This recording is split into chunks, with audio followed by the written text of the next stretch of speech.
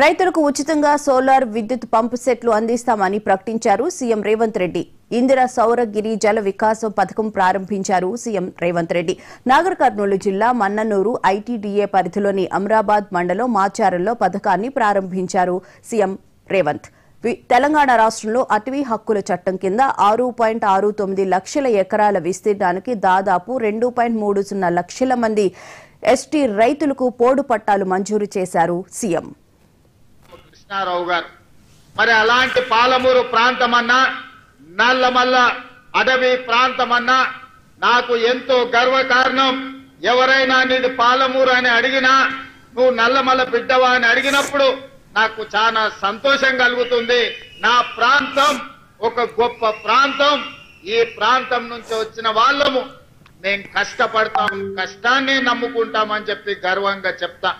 పాలమూరు జిల్లా అంటే ఒకనాడు సట్టారా ఇవాళ ఈ రోజు ఏర్పాటు చేసుకున్న కార్యక్రమం 29 మంది గిరిజన కుటుంబాలు 45 ఎకరాలలో ఆనాడు ఈ భూముల్లో వాళ్ళు దున్నుకుంటే ఈ పోడు భూములు పోరు భూములుగా మారినాయి.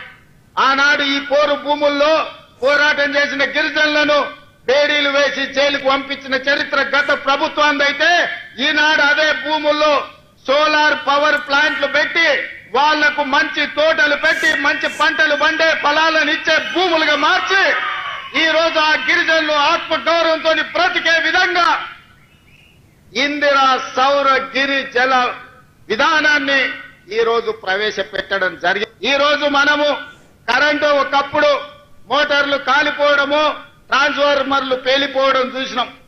ఈనాడు కరెంటు నిరంతరాయంగా వచ్చినా ఈ రోజు ఆ విద్యుత్తు తడిసి భారమై ఈ రోజు రైతులకు కావలసిన విధంగా ఆ విద్యుత్తును వాడుకోలేని పరిస్థితి ఉంది.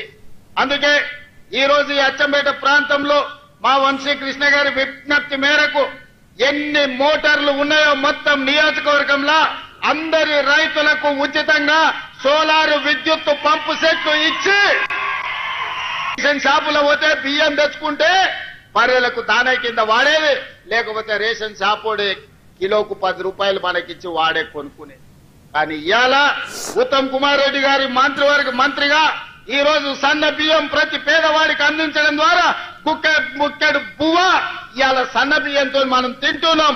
మేమందరం మీకు ఇవ్వడం కాదు, పేదవాళ్ళ ఇళ్లలో నేను, మా ఉప ముఖ్యమంత్రి గారు, మా వ్యవసాయ శాఖ మంత్రి గారు, మా సాగునీటి పారుదల శాఖ మంత్రి గారు, ప్రతి మంత్రి, మా రెవెన్యూ మంత్రి గారి ఇండ్లల్లో పేదవాళ్ళ ఇంటికి వెళ్లి వాళ్ళు వండిన సన్న బియ్యం మేము తినొచ్చిన మాట వాస్తవం కాదా? ఆయన కృష్ణారావు గారు